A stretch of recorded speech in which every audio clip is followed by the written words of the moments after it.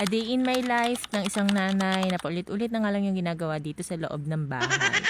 Hello mga mare at pare! Another day, another mini vlog. Ito nga pala yung araw na nag-unbox nga ako nitong mga parcel ko. And ito talaga yung hinihintay ko, itong mga organizer para sa Nabanggit ko nga dun sa pag-unbox ko na wala nga kaming ref. At may nag-comment nga na mami na sabi niya ay bumili nga daw ako ng tig 4K or 5K daw na ref. Alam nyo, 2 beses na talaga ako nag-attempt na bumili. Pangalawa ata or pangatlong sahod ko yun. Dito sa pagba-vlog. Pero yun nga, napag-usapan namin ni Mister na unahin na muna yung bahay. Kaya iniurong ko talaga yung pagbili ko nga ng ref kahit gustong-gusto ko na nga at hawak ko na yung pera. So nung padalawang sahod ko nga dito sa pagba-vlog, medyo malaki-laki nga siya. Kaya naisipan talaga namin ni Mister na mag-start na nga na mag-layout dun sa lupa na pagpapatayuan nga ng bahay namin. So bali wala naman kaming problema sa pagtatayuan nga ng bahay kasi may lupa naman yung aking mga biyanan at pinatirik na nga lamang kami doon. Yes mga mare, at yung pinagtayuan po talaga ng bahay namin is hindi po namin sariling lupa at sa mga biyanan ko po yun. Kaya sobrang blessed talaga namin dahil hindi na nga namin po problemahin yung lupa na pagtatayuan nga ng dream house namin. At talagang po problemahin na nga lamang namin is yung papagawa nga naming bahay. Kasi alam nyo na napakamamahal nga ng mga bilihin, ng mga materyales. Kaya todo tipid talaga kami ni Mister. Kung napapansin nyo na palagi nga akong may parcel, yung iba dyan mga free sample, yung iba naman talagang binibili ko kasi kailangan talaga na meron nga akong ibang product or bagong product na maipupromote para naman makabenta tayo. At para din nga magkakomisyon, pantagdag na rin nga pambili ng materyales. Minsan nga dito na rin nga ako kumukuha ng pambayad sa mga bills, pambili ng gamot ni Ining at kung ano-ano pa, lalo na mga mare kapag ka nga nawawala ng trabaho si Mister. Naku, napakalaking tulong talaga na nagkaroon nga ako ng pinagkikitaan kahit nandito lang sa bahay. Plus, nagkakaroon pa nga ako ng mga libreng gamit. At isa pa, nabibili ko din nga yung mga gusto ko dito sa bahay. Yun nga lamang mga mare yung ref, hindi pa nga muna namin pinapriority na mabili dahil medyo mahal din naman nga. Isa pa, kita nyo naman na cute size lang itong bahay namin at wala na talagang pagpupwestuhan. Pero kung magkakaroon man kami ng pagkakataon na makabili nga mga mare, naku, gagawan ko talaga ng paraan para magkasya dito sa bahay. Kahit na nakatayo na lang kaming matulog, okay lang.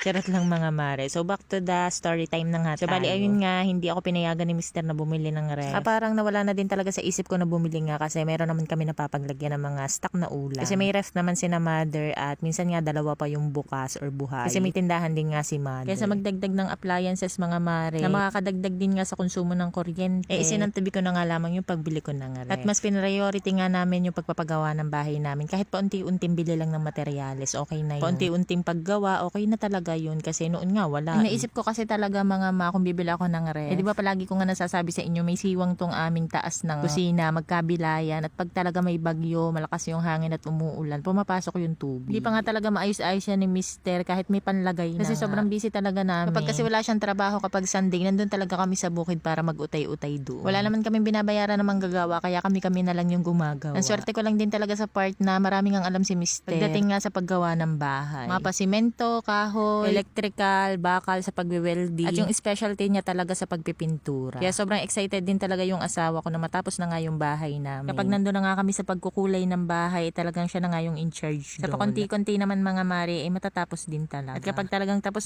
na yung bahay namin, saka na lang kami bibili ng ref. At ang mga iba pang gamit na gusto talaga naming mabili. Priority lang talaga namin ngayon na matapos nga siya. Medyo mabagal lang talaga yung pag-usa dahil minsan talaga kami lang dalawa ni Mister. Yung talagang nagagawa. Wala naman kasi talaga kaming pambayad sa tao. At ang iniisip nga namin, yung ibabayad namin sa tao, ibibili na lang namin ng materyales. Kung iisipin na titingnan nyo talaga napakahirap no. Pero tingnan nyo na lang nakakaya namin. At kung kaya namin, alam kong kaya nyo din. Alam nyo ba nag-start lang kami sa 20K. 20K lang yung hawak naming pera. At yun talagang inipo namin, talagang lakas ng loob lang. Kasi nasa isip namin, hindi naman siya pinagmamadali kasi meron naman kaming bahay pa na natitirahan. Kung kailan lang magkapera at magka-budget, saka lang namin gagawin. At ayun nga, sa ngayon nga, medyo mataas na siya. 2 patong na lang ng hollow block, tapos biga, pwede ng bubungan. Kaya kayo kung isa rin nga kayo sa nangangarap na makabili ng ref, unahin nyo na muna yung bahay kasi mas mahalaga yun.